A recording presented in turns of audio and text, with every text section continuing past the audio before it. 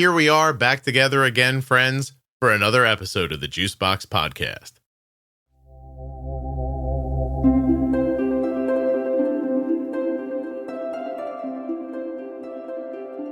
Today I'm joined by Andrea. She has a specific set of skills that will help you understand sending your type 1 off to college. This is part 1 of her 3-part series. Please don't forget that nothing you hear on the Juicebox Podcast should be considered advice, medical or otherwise. Always consult a physician before making any changes to your healthcare plan or becoming bold with insulin. Are you an adult living with type 1 or the caregiver of someone who is and a U.S. resident? If you are, I'd love it if you would go to t1dexchange.org/juicebox and take the survey. When you complete that survey, your answers are used to move type 1 diabetes research of all kinds. So if you'd like to help with type 1 research, but don't have time to go to a doctor or an investigation, and you want to do something right there from your sofa, this is the way. t1dexchange.org/juicebox. It should not take you more than about 10 minutes. Don't forget to save 40% off of your entire order at CozyEarth.com. All you have to do is use the offer code JUICEBOX at checkout. That's JUICEBOX at checkout to save 40% at CozyEarth.com.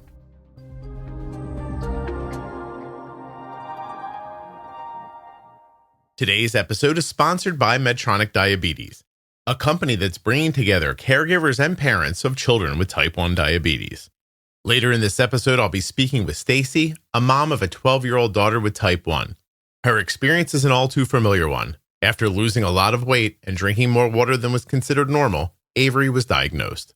Stacy and her family were suddenly thrown into managing diabetes without any medical background, and Stacy had a chronic condition of her own to manage. The Medtronic Champions community really supported them during this uncertain and overwhelming time. Thanks to Medtronic, Stacy and Avery found the support they needed.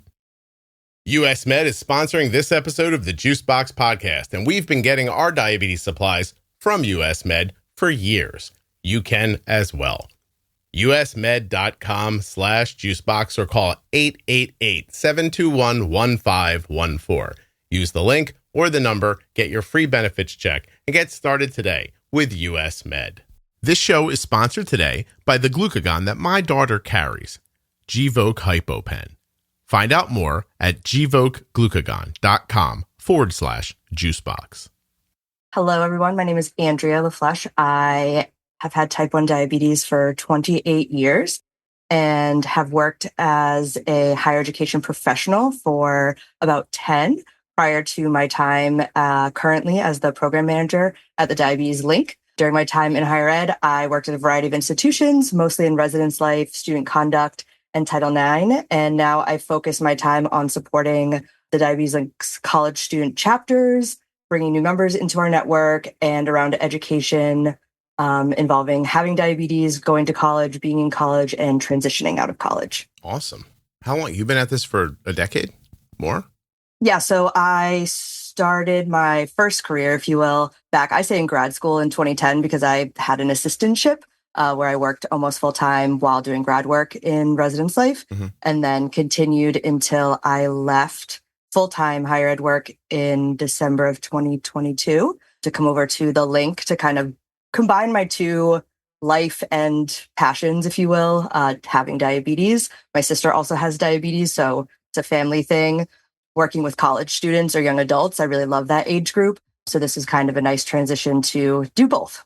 The family business. That's interesting. Yeah. Yes. So you have some thoughts to share with people. We're going to break them up into categories and make them into smaller episodes. So where do you want to start?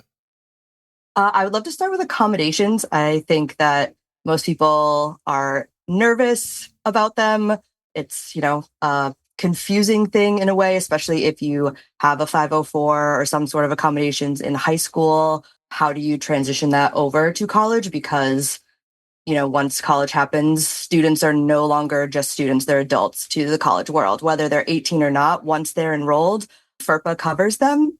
Us as professionals in higher ed, we're not really allowed to talk to parents without your student's permission. So the accommodation piece kind of is the most confusing and concerning for people. So I think we should start there. Okay.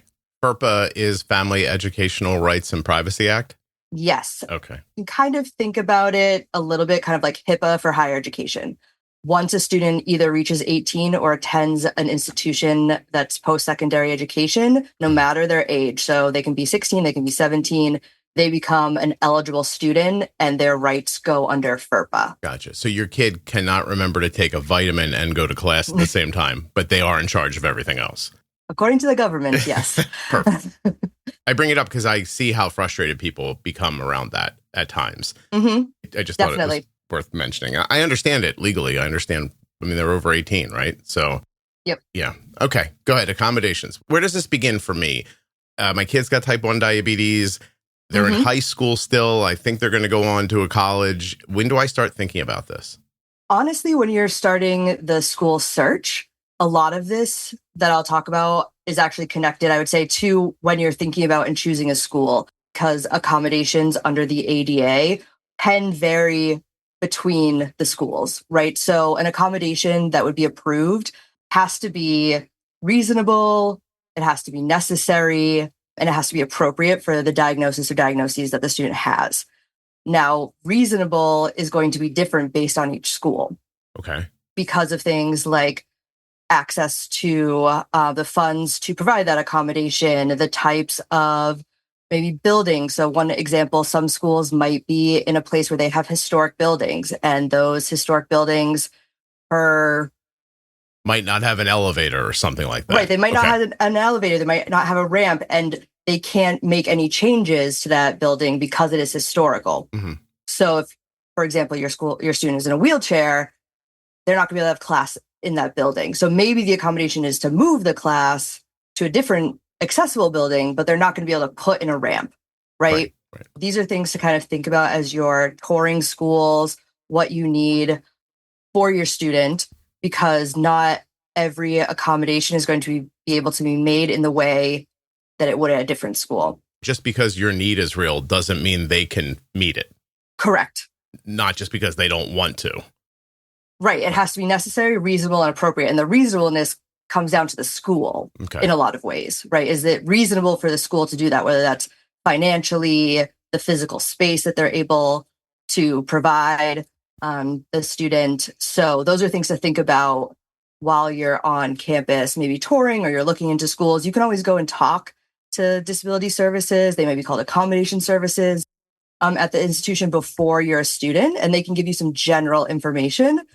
But these are things you want to think about prior to picking a school if you're able. Top of your mind, something that you've seen that's not flexible that applies to type 1 diabetes. Like, what have you seen them say? Like, I need this, and the school go, I can't do that. I'm not sure with and I have a list of kind of suggested things to think about. The only ones that would really potentially not be able to happen is really when it comes to housing. And not everybody asks for housing accommodations, especially in the sense of like single room versus whatever traditionally is given to students your first year, right? Typically, once you get up in age, you're picking your own room. But many of these that we kind of have a suggested to ask about, whether that's breaks during exams, minimally distracting environments, being able to use the restroom. The only thing is really potentially the housing, and we'll get into like why housing accommodations can get complicated. Okay. Definitely seen that firsthand. And then priority registration. That doesn't mean like I'm a first year student and I get to go first above upperclassmen, but maybe priority in your class of students is if you're going into a program that's basically like pre-selected and everybody's getting the same schedule. Right. So there really is no need for priority registration. But I think most of the accommodations that somebody with type 1 is going to be looking for should be accommodated in some way, because they're not really asking for a space to be changed or things of that nature. Yeah. We had a very unique thing, and I'll tell people how it worked out. So if you take insulin or sulfonylureas, you are at risk for your blood sugar going too low. You need a safety net when it matters most. Be ready with Gvoke HypoPen. My daughter carries Gvoke HypoPen everywhere she goes because it's a ready-to-use rescue pen for treating very low blood sugar in people with diabetes ages 2 and above that I trust. Low blood sugar emergencies can happen unexpectedly, and they demand quick action.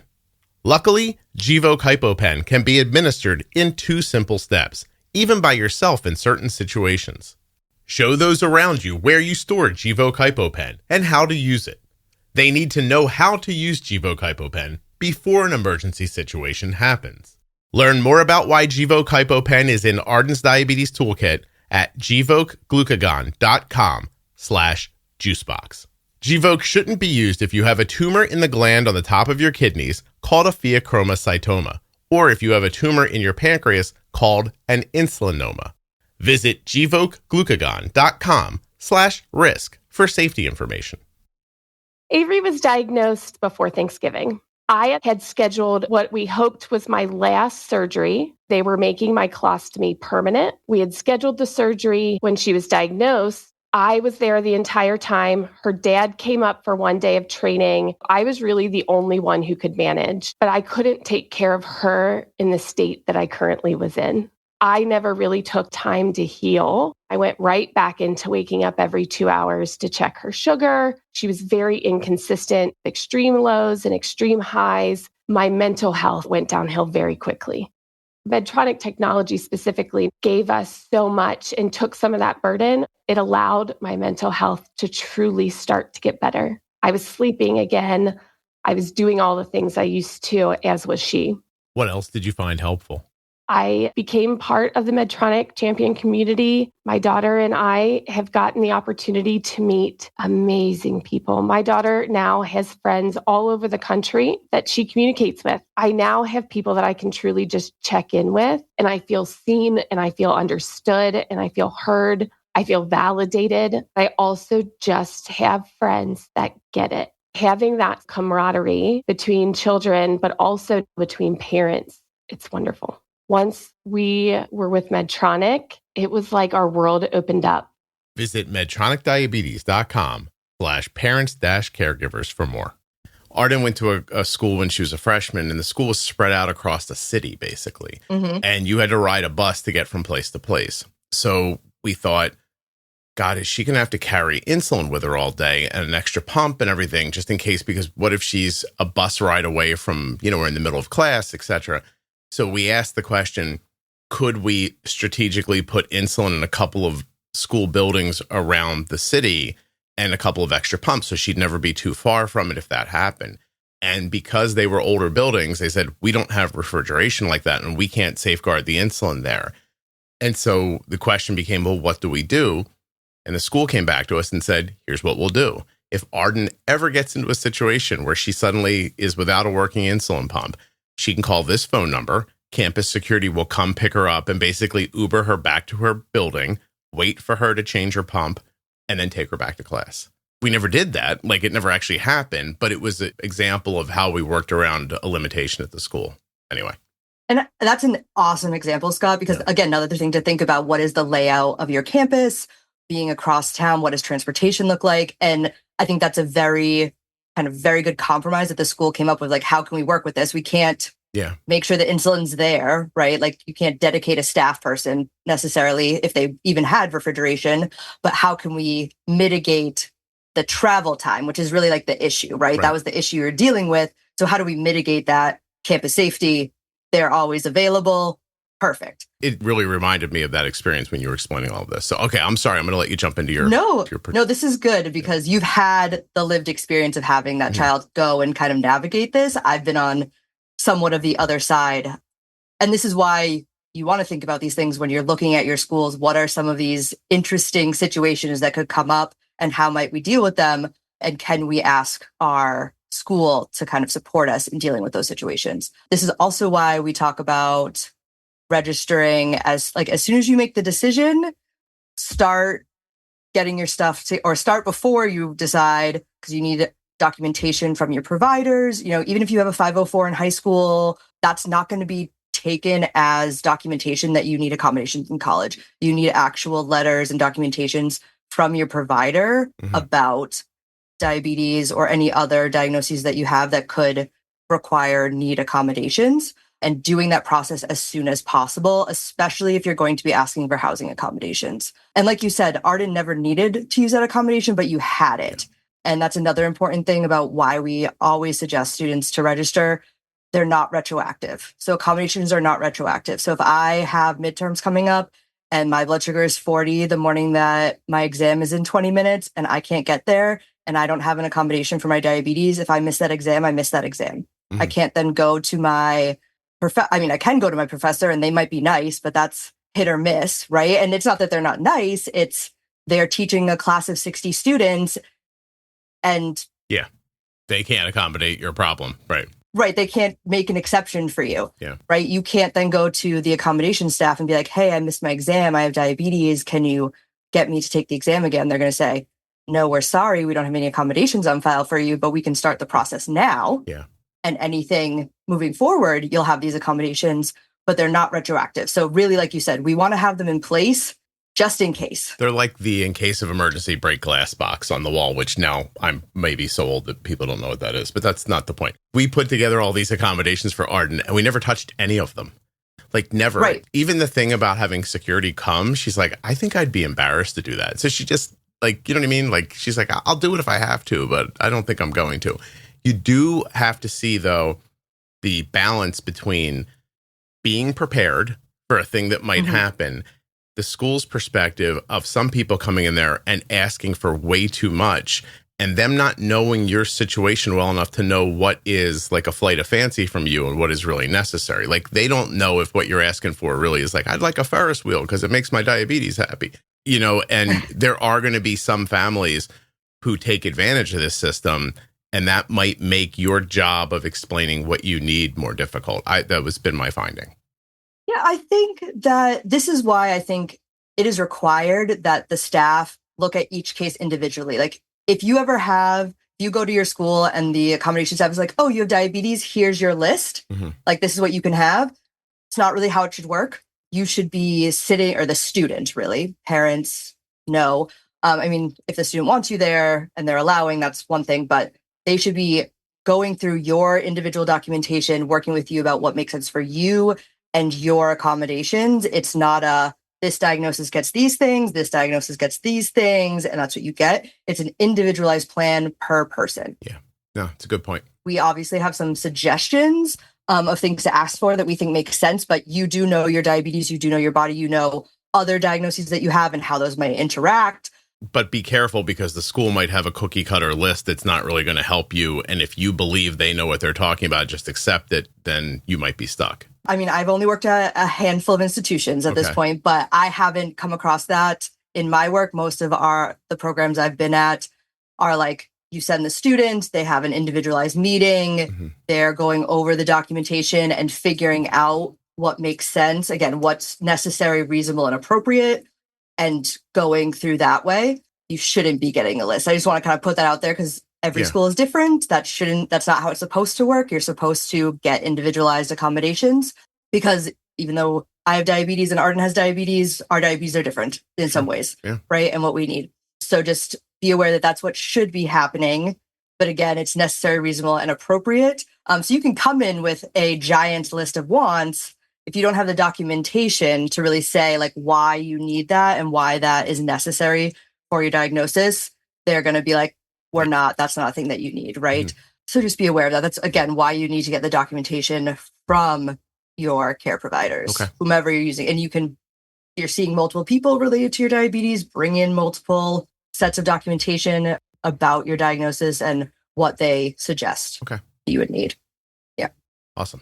Again, the sooner the better. It can be a long process, right? Because you're having these individualized meetings. They're going through your documentation and figuring out what's best for your students. So the sooner you decide your school and you get that documentation, the better it's going to be, especially, like I said, if you want housing accommodations. And we can kind of go over some of the things that we think are good things to ask for and why. But housing specifically, and as someone who worked in housing for at least half of her career, it's up to you what you think is appropriate housing-wise.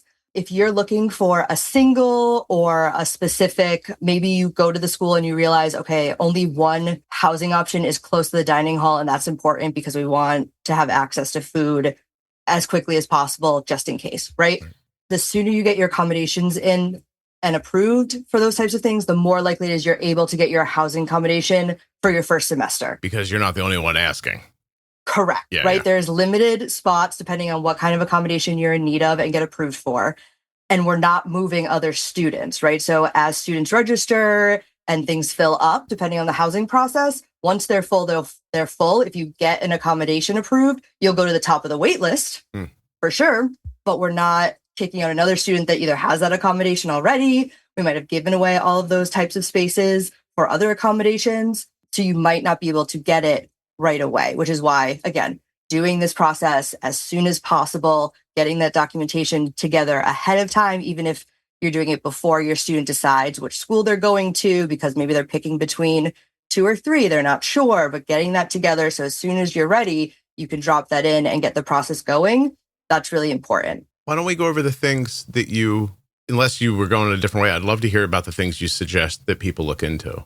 Sure. So on the housing side as well, outside of types of rooms, if you're looking for a single for certain reasons, look at what is their fridge policy.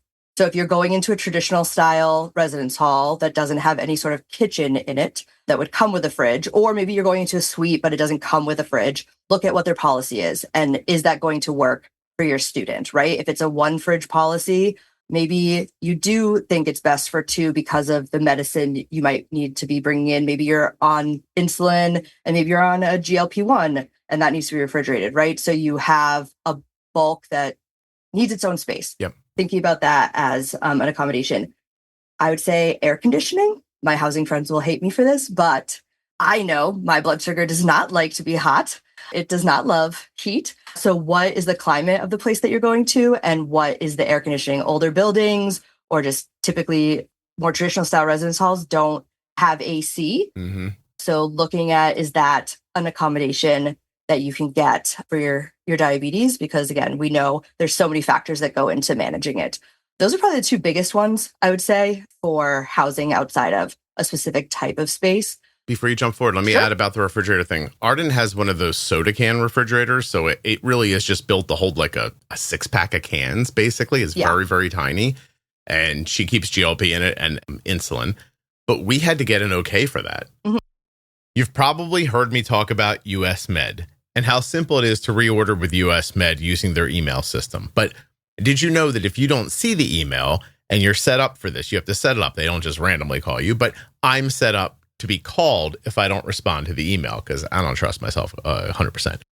So one time I didn't respond to the email and the phone rings at the house. It's like, ring, you know how it works. And I picked it up. I was like, hello. And it was just the recording. It was like, US Med. Doesn't actually sound like that, but you know what I'm saying. It said, hey, I don't remember exactly what it says, but it's basically like, hey, your order's ready. You want us to send it? Push this button if you want us to send it. Or if you'd like to wait, I think it lets you put it off like a couple of weeks or push this button for that. That's pretty much it. I pushed the button to send it, and a few days later, box right at my door. That's it. usmed.com/juicebox or call 888-721-1514. Get your free benefits checked now and get started with US Med. Dexcom, Omnipod, Tandem, Freestyle. They've got all your favorites. Even that new eyelet pump. Check them out now at usmed.com/juicebox or by calling 888-721-1514. There are links in the show notes of your podcast player and links at juiceboxpodcast.com to US Med and to all of the sponsors. And it's just like a little 110, like plug into the wall, doesn't make any noise. I don't even think it has an air compressor in it, like kind of thing. Like, and we still had to get an okay for that. So yeah, check. Because what you don't want, right, is for someone to do an inspection of the room and go, oh, you can't have that. You'll work it out eventually. But in that time, you know what I mean? Like, are they going to be like, unplug your insulin? I don't know, so. Yes. Yeah. Yes. We, again, also an RA, did all of this. When we do room inspections, if something's not allowed, especially an electrical device, we're unplugging that because it's a fire hazard. Mm-hmm. Again, some of these rules and regulations are in because of the types of buildings you're living in. So older buildings, the amount of capacity that they have for electrical things, wattage, all of these things, these are all things that are taken into consideration when the school is putting in these policies. It's not just like, we don't want you to have extra fridges because it costs more money. It's like, no, you're going to overload the system potentially, and we're going to have no power, or we're going to have a fire, or something bad is going to happen, right?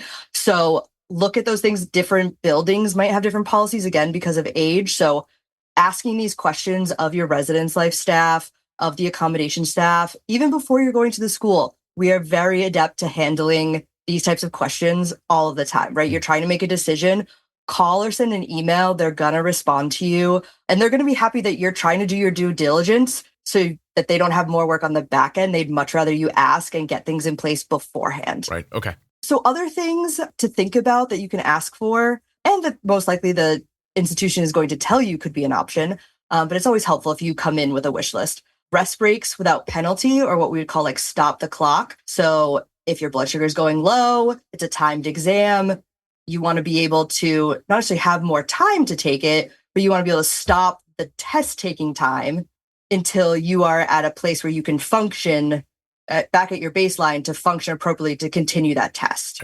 Right. So some people get like time and a half because they maybe need more time based on their disability. This is more of a, you get 90 minutes, but the time that I'm low or the time that I'm high doesn't count in that 90 minutes. Yeah. You get a timeout. Yeah.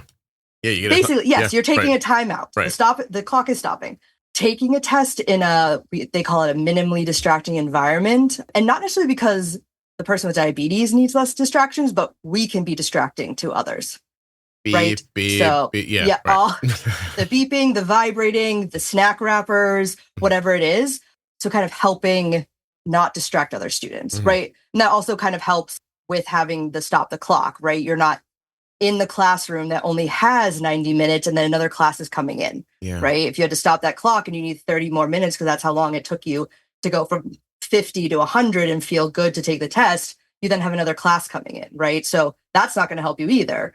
So kind of putting those together is helpful. I'm even seeing a situation where maybe your kid's blood sugar is falling and they know I could open this Cliff Bar and eat it if I want to, but it's going to be loud and I don't want to bother people. So the next thing you know, your kid's low because they didn't want to be a problem. And yeah, that makes a lot of sense. Okay.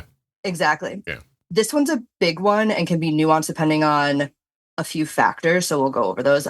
Permission to keep electronic devices at all times. But I think the biggest thing we're seeing now is phones, right? Your phone is a medical device for many of us, whether that's because your CGM is on it or now with new technologies such as the Mobi through Tandem, pretty much not the only way, but the way that you can do all of the features for your pump. And right? Andrea, 2 days ago, Omnipod 5, just their app just came out. Yep, yeah. Their app just dropped on Apple. So iPhone, yeah.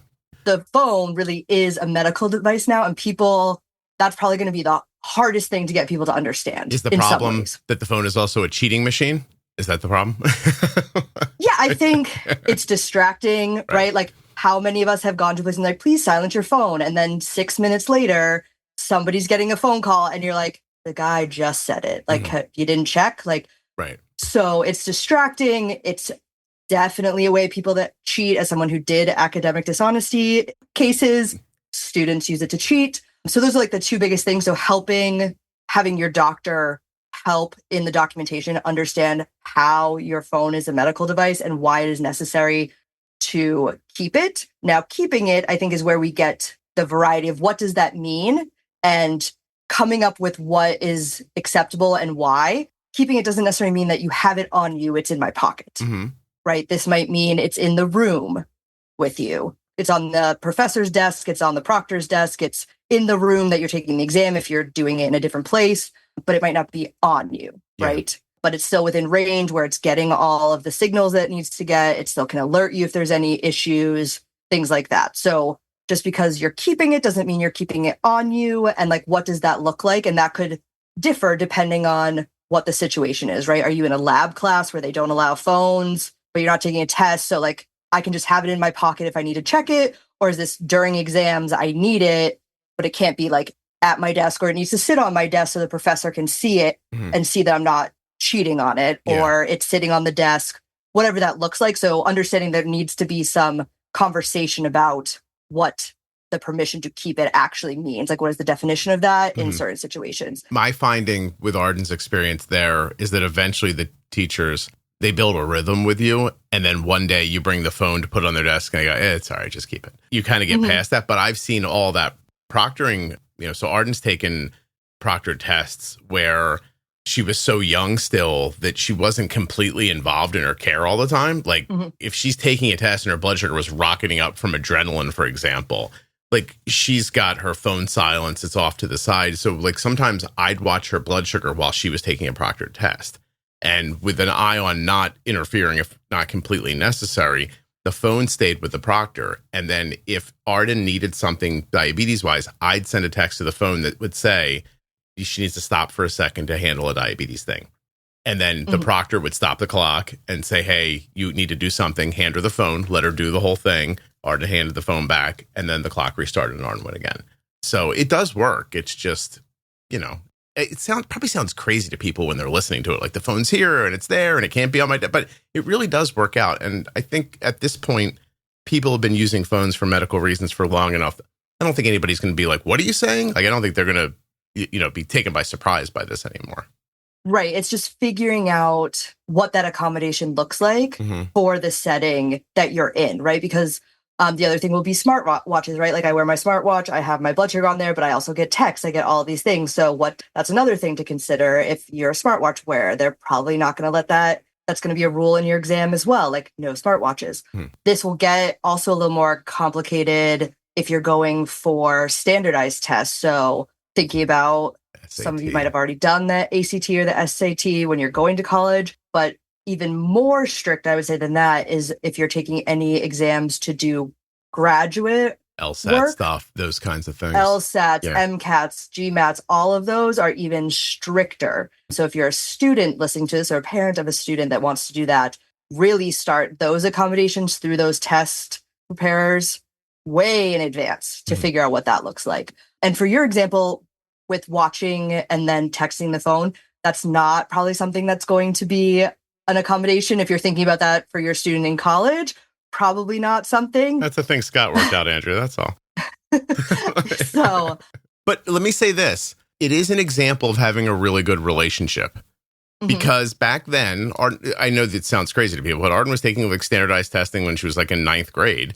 And like all these algorithms didn't really exist yet. And you were still kind of bumping blood sugars around and doing stuff like that. They knew how this worked, that Arden and I kind of managed her blood sugar in tandem through texting. We didn't text often. And the fact of the matter was there were times she took tests that I never responded. I didn't have anything to say. But once I said, hey, how do we work this out? Because we had a good relationship, it was easy in a quick email to work it out. You know what I mean? Like, so my experience with all this has been that if you don't seem crazy at any point, that's really valuable to you. Because the minute the institution looks at you and goes, oh my God, they are going to ask for a Ferris wheel, you kind of get put on like another side of the ledger in people's minds. So I try avoiding that at all costs. But go ahead. I want to help all of my students. I definitely dreaded some phone numbers that would pop up on my phone because I knew who it was. I'm like, we've had this conversation 12 times and I can't say it any other way. Or like, you need to talk to your student. And all I'm saying is don't be that phone number on Andrea's caller ID where she goes, oh, no. Yes. That's all I'm saying. Right. Because we can't, like, as a student affairs professional, we got into this job, not for the money, but because we enjoy working with young adults.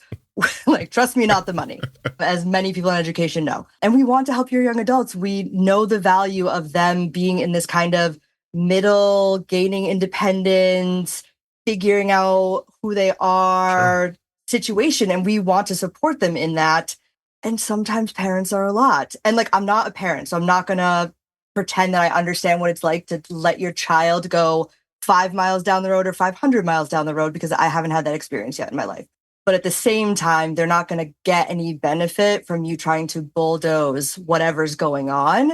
And I will definitely talk about some other ways that I suggest supporting them. I think the words you just used there should reflect to people how serious this can be on the other side. Like bulldoze, you have literally felt knocked over by parents who are pushing. Yeah, it makes it difficult to continue helping, right? It's almost like, I get that you probably don't trust me. You don't know me outside of this situation. You don't know what I do on a regular basis. You don't know the other students I'm working with, but you're now taking 5 to 30 plus minutes of my day to repeat the same thing that we've talked about that I could be using working on supporting your student, right? And getting them the place that they need to be going.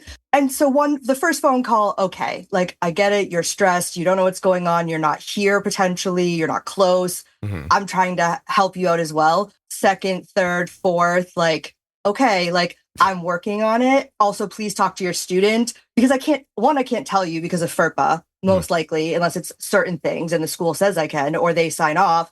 2, like I can't force your student to tell you. So I need you talk a lot about relationship building, Scott, when it comes to you and Arden and her diabetes.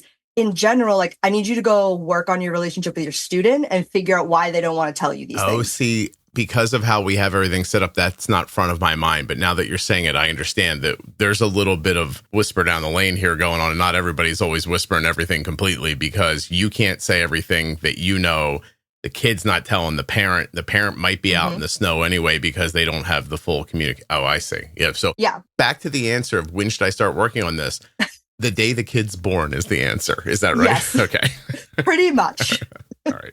Excellent. Try your darndest to create a relationship where they feel like they can tell you things. Yeah. Okay. So other accommodations that you could request, using the restroom as needed, or most times, again, this is very school dependent, there's not going to be assigned seating. It's college for the most part, right? Maybe in a lab, you might, because you have lab partners, this is your station, you're doing long-term things. So maybe it's like, can I get preferential seating near the door? So if I need to use the restroom, I'm not disturbing everybody as I'm making my exit, right?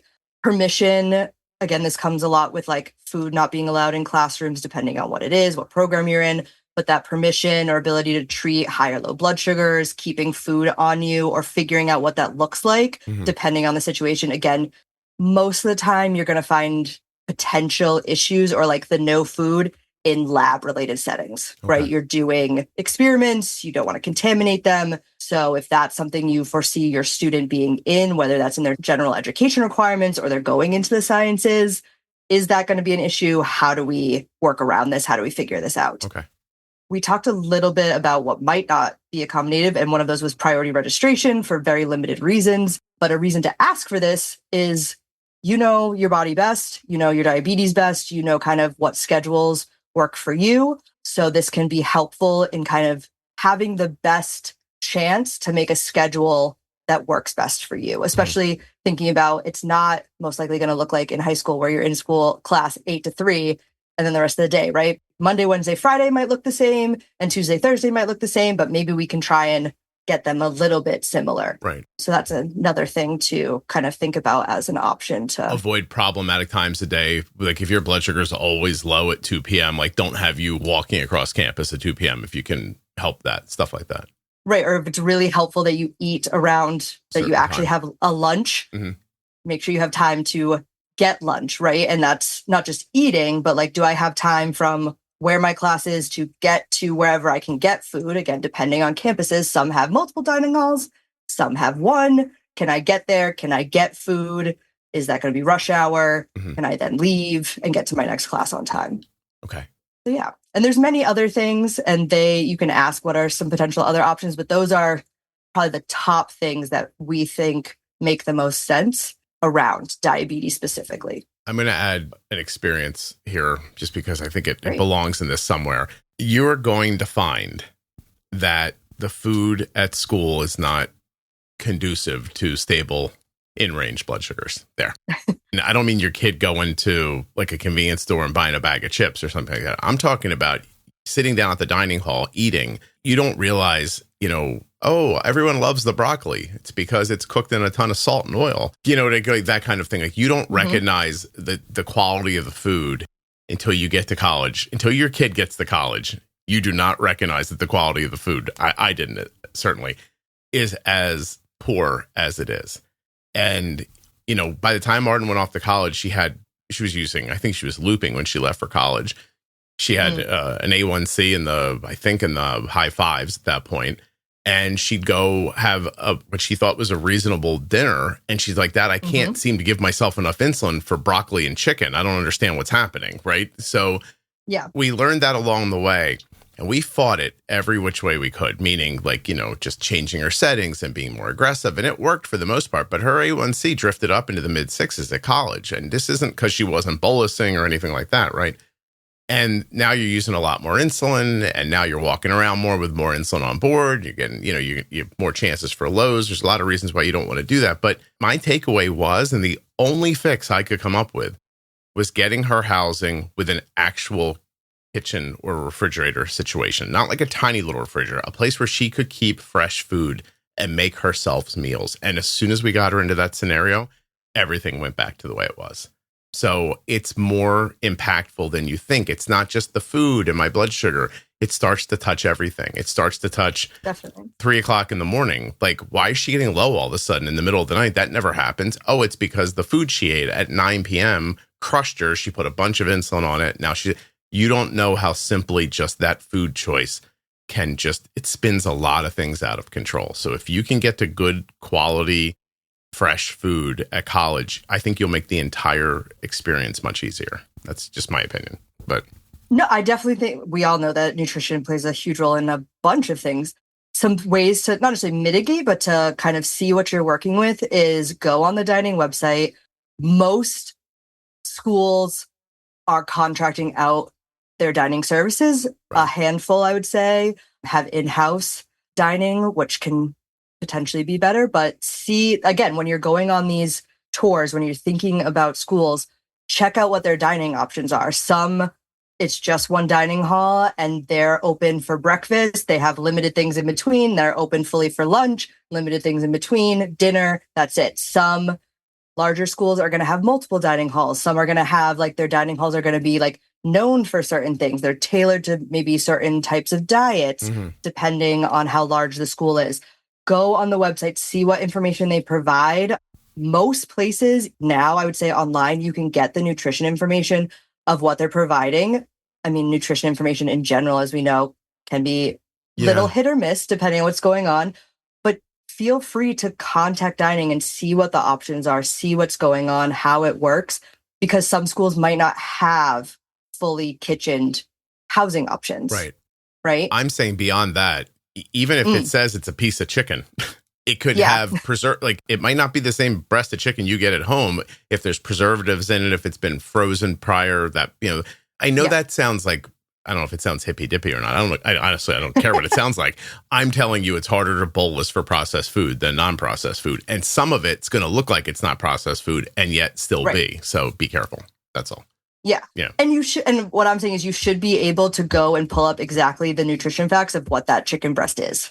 Yeah. Many schools, especially if you're going to a larger institution, will have that option for you. And you can at least have a base to go off of. Yeah. Also, you don't want to get involved in that situation where you finally are now you're on the phone and you're like, hey, what are you doing?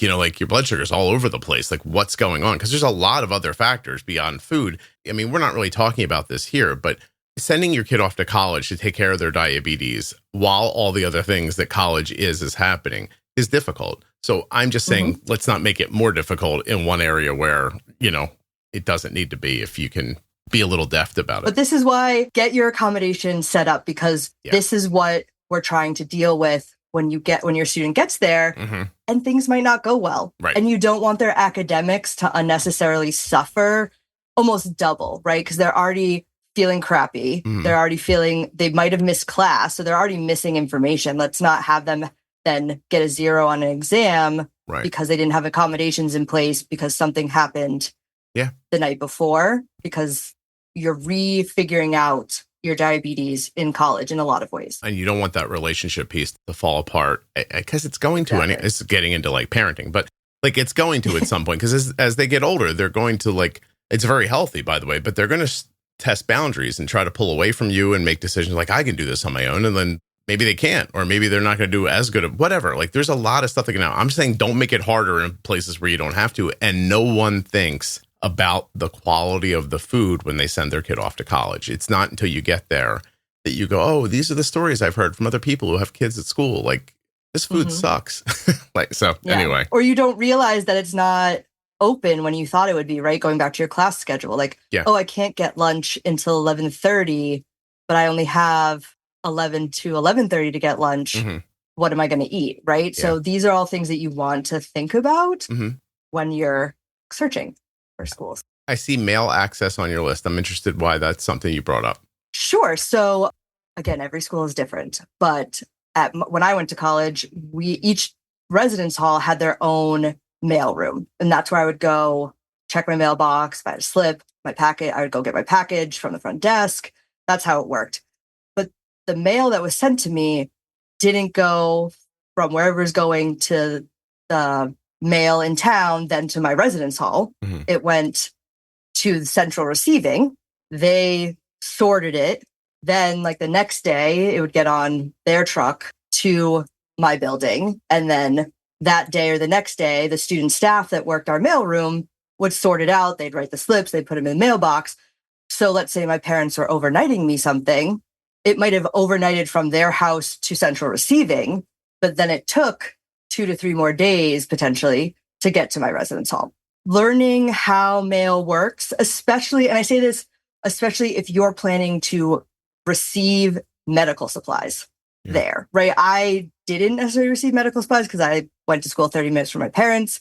So I was home every few months anyway. I'd pick up what I needed and bring it back with me. Or if there was some sort of emergency, I could get it in 30 minutes. But not everybody's doing that. So what does mail look like and how do we set that up or make sure that it works for our medications? Or is it not going to work? I worked at a school and lived on campus where mail wasn't received on the weekends. So if my insurance was like, oh, we're sending your insulin, and it happened to be like Friday into Saturday, nobody's there to receive it. It's going to get sent back. It's going to do whatever. How am I getting that? Right. Yeah. Also, where is the school? What's the temperature at the school like? Like, are you down south? Is it warmer? You know, Yep. Somebody sent you off this medication on ice. It's meant to arrive at your door, be opened, not arrive at your door and sit for 3 or 4 days before somebody sees it when it's 95 degrees outside. So what do you do? Exactly. You set up a situation where when they see your overnight come, they bring it right to you. Can you work that out? I think that's something you probably start with your accommodation services team. Right. About like, this is what I need. How does figure out who to talk to? Some options that I discussed, again, when I was in that job and living on campus was our healthcare center was open every day. So could it go, because it was a medical supply, right, could I have it actually shipped to their address and they receive it for me? They were a fully functioning medical doctor's office, right? They had refrigeration, all those things. Could they receive it for me and I'd pick it up there instead of at the mail? That was an option. Mm-hmm. And so talking about what could work, if it's a situation where you're going to have to send medical supplies, what can we figure out? I'm positive that they'll be able to figure something out. It's just, you want to think about those things and have those questions answered before it's like, oh, I shipped this, it got returned. Before it's in the mail. Situation. Right. I did 2 things with this. So first of all, when Arden leaves with dry goods that are medical supplies, she takes enough to cover her plus while she's there, right? It sucks, but she's got a plastic bin under her bed that looks like a CVS pharmacy that has everything in it. It's jammed way under her bed. But insulin, I was worried about what you were talking about because we do get our insulin through mail order. So I changed her insulin prescription while she was at school to picking up at a pharmacy that was local to her. Now, that's still not great. Like, nothing you come up with is going to be perfect because, you know, sitting here in the house, you're like, oh, well, she'll just go pick it up until you're like, Arden, your insulin's there. And she goes, listen, I'm going to school. I don't have time for this. Like, you know what I mean? And you're like, well, you got to go. And then a lot of stuff adds stress. It's interesting. And I did have one example once where a GLP was being sent to her through overnight mail. And I wasn't prepared because it wasn't a thing we were thinking of. We were a couple of years into it. And I thought, what do I do? So I called the mail center. I spoke to a person and I said, look, there's this thing coming in. It's on ice. It's medication. I'm not trying to cause you a big problem here, but if there's a way to get that from you to her without all the stops in between.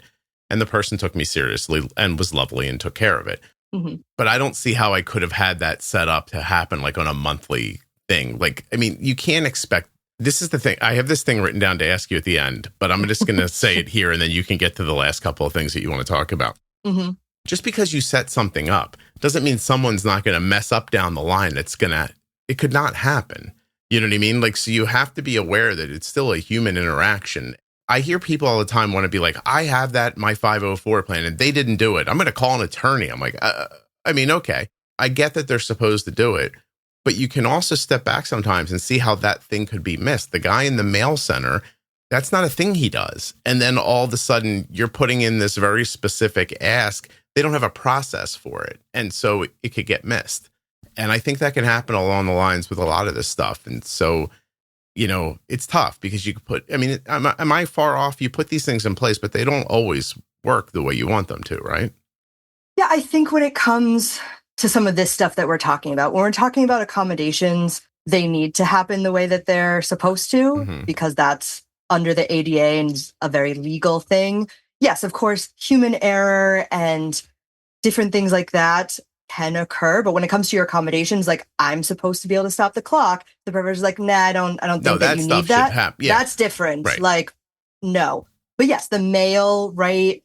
I think that's where the relationships come in, right? Yeah. You talk a lot about like the relationships and building relationships and encouraging your student to build relationships. Like every student is different when it comes to who they are, how they handle their diabetes, who they want to know. Like, are they outgoing? Are they introverted? Like, we're all different individuals. And the expectation that we should all be like, I have diabetes. Here's my Dexcom. Like, woo woo. Everybody knows that. That's not true. But like encouraging, like building relationships with the people on your campus, your peers, but also the staff. Like I said, we want to support you. And I think knowing a face and knowing a name and even with your male staff, like being kind every time you go and be like, thank you so much. Like, I really appreciate you putting this aside for me.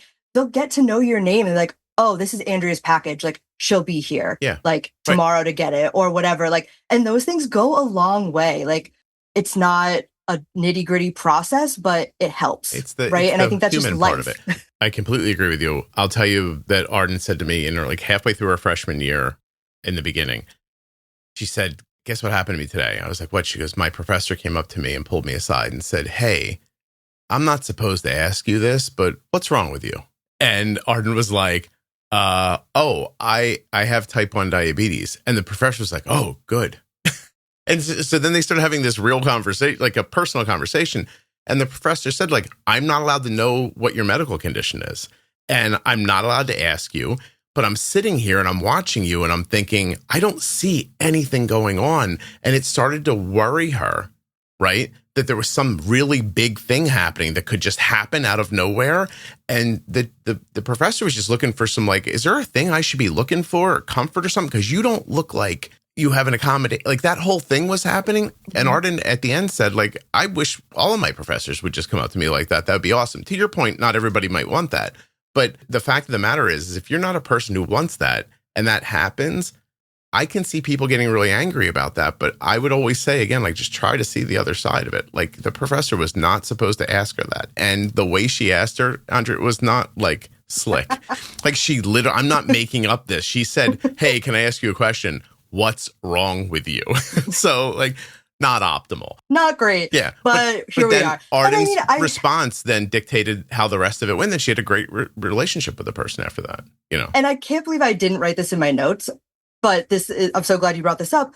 When a student is given accommodations, the professor is only notified of the accommodation. And that's either through the disability office sending them the information of like, this is what the student gets, or the student bringing a letter. They're not given the why. Yeah. They're only given this student gets stop time on their exams. They can have food. They get the list. They don't get Andrea has diabetes, so she might go low and she needs to treat her blood sugar. They get Andrea can have food. She can have her phone. She can leave to use the restroom whenever she wants. So I'm sure that some faculty, especially seeing, because a lot of us are like, I don't have a disability. Legally, we do. But is diabetes a disability? That's a philosophical conversation if you want for another time. Oh. We don't look sick or in need most of the time unless we're like super low or something's going on. So I can imagine faculty being like, this person is totally normal. They're always focused. They're always paying attention. They get great grades. Not that people with disabilities don't get great grades, but like there's no indication in their mind that they would need any of this. That's exactly what was happening. Like I think the teacher wanted to say like, you're freaking me out. Like I have this list of things. Like you're allowed to just stand up and leave the room if you want to. Why? Right. Like, are you going to pass out on me? Like, do I need to call someone? Like, what's going to happen? Like, so they might be on edge. Telling your faculty ahead of time, if you're comfortable with that, go for it. Please do. I think that the professor was confused too, because I think the professor was worried that it was a mental health thing and that they weren't so there's a lot of, like, again, I want to point out, if they thought it was a mental health thing, hey, what's wrong with you? Probably, again, not the way to go. But that is just there's a thing you might not know. So that's why I wanted to bring it up. But go ahead and move on to transportation. I'm sorry. Sure. I think your example of this previously when we were talking about accommodations is great. Like, Arden had to take a bus to get to her different classes, right? So, like, what does transportation look like around campus, right? I went to a large state school.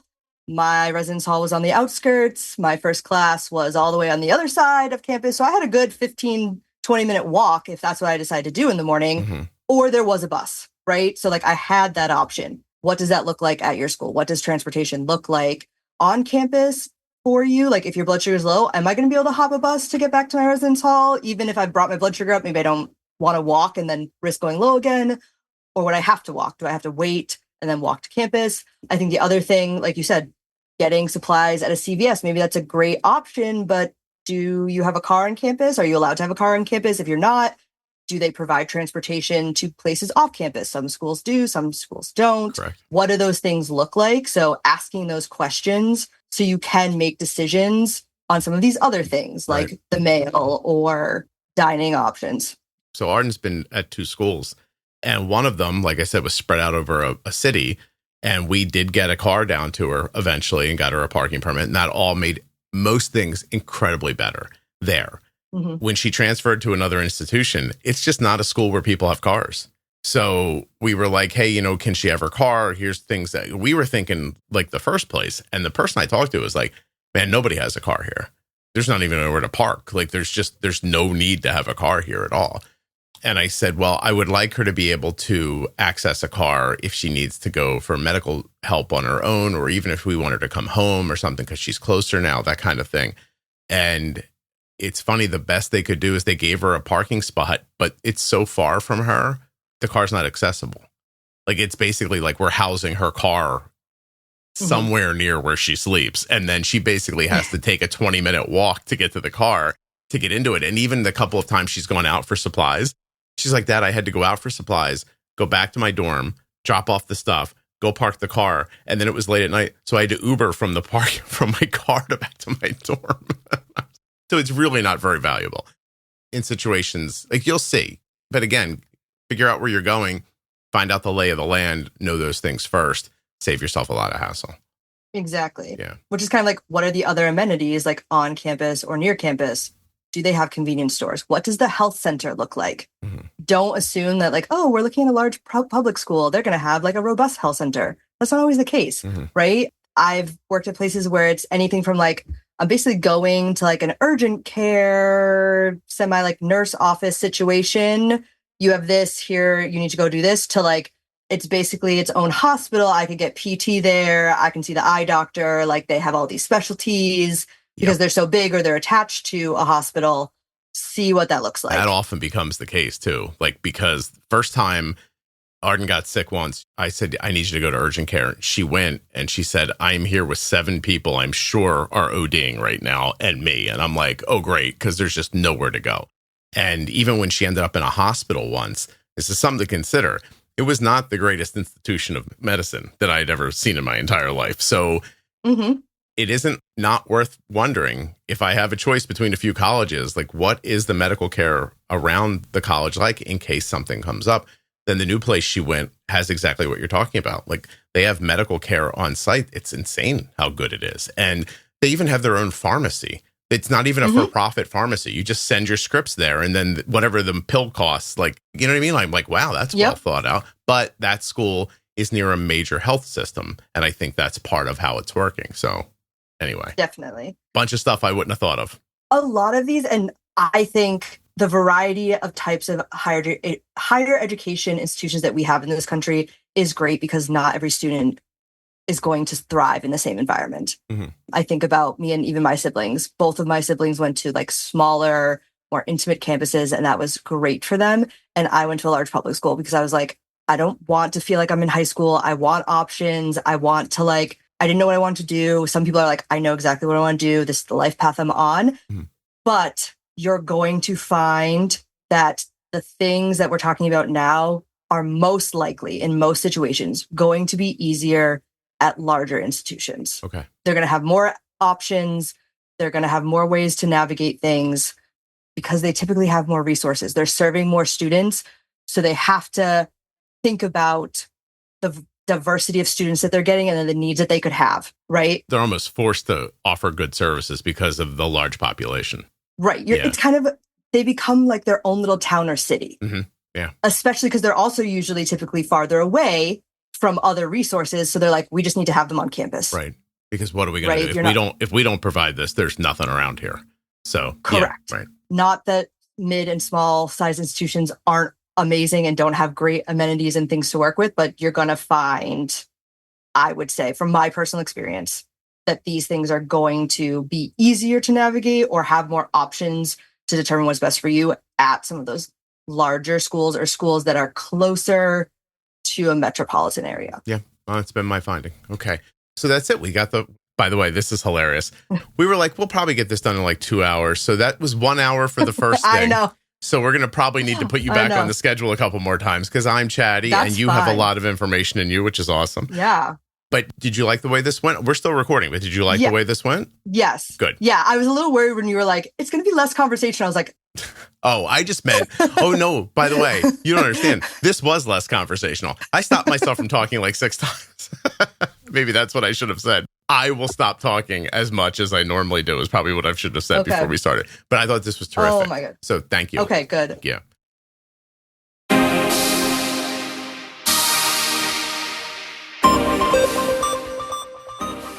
A huge thank you to one of today's sponsors, Gvoke Glucagon. Find out more about Gvoke HypoPen at gvokeglucagon.com/juicebox.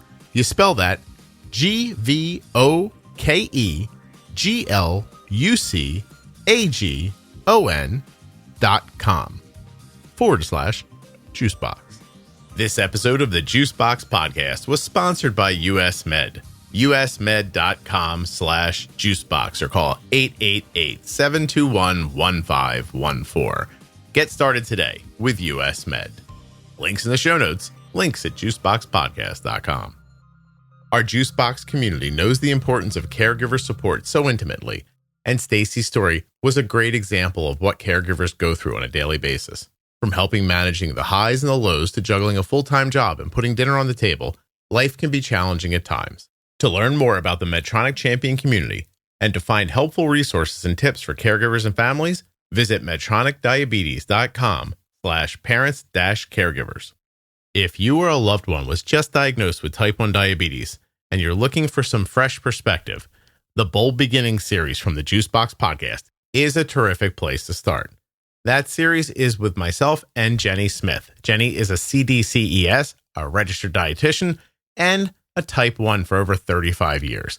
And in the Bold Beginnings series, Jenny and I are going to answer the questions that most people have after a type 1 diabetes diagnosis. The series begins at episode 698 in your podcast player, or you can go to juiceboxpodcast.com and click on Bold Beginnings in the menu. I can't thank you enough for listening. Please make sure you're subscribed or following in your audio app. I'll be back tomorrow with another episode of the Juicebox Podcast. Hey, what's up, everybody? If you've noticed that the podcast sounds better and you're thinking like, how does that happen? What you're hearing is Rob at Wrong Way Recording doing his magic to these files. So if you want him to do his magic to you, wrongwayrecording.com. You got a podcast? You want somebody to edit it? You want Rob.